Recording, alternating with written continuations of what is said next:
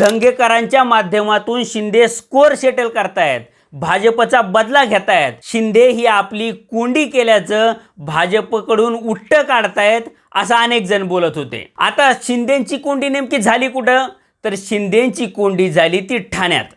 आता ठाण्याचा विषय समजून घ्या।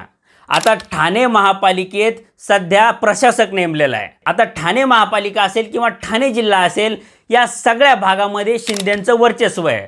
त्यामुळे तिथे येणारे अधिकारी असतील, कर्मचारी असतील, हे सगळे शिंदेच्या मर्जीतले असतात असंच बोललं जातं। शिंदेच्या जवळच्या अधिकाऱ्यांवर धाडी पडल्या, अनेक व्यावसायिकांना किंवा शिंदेच्या निगडीत समजल्या जाणाऱ्या लोकांना अडचणीत आणण्याचे प्रयत्न झाले। एवढंच नाही तर गणेश नाईक असतील किंवा संजय केळकर असतील, या भाजपच्या नेत्यांनी शिंदेंवर गंभीर आरोप केले। आता शिंदेच्या निकटवर्ती असलेल्या अधिकाऱ्यांवर होणारी कारवाई असेल किंवा गणेश नाईकांकडून किंवा संजय केळकरांकडून होणारे बेछूट आरोप असतील, या सगळ्या गोष्टी फडणवीसांच्या मर्जीशिवाय होणार नाहीत हे कोणीही सांगू शकेल।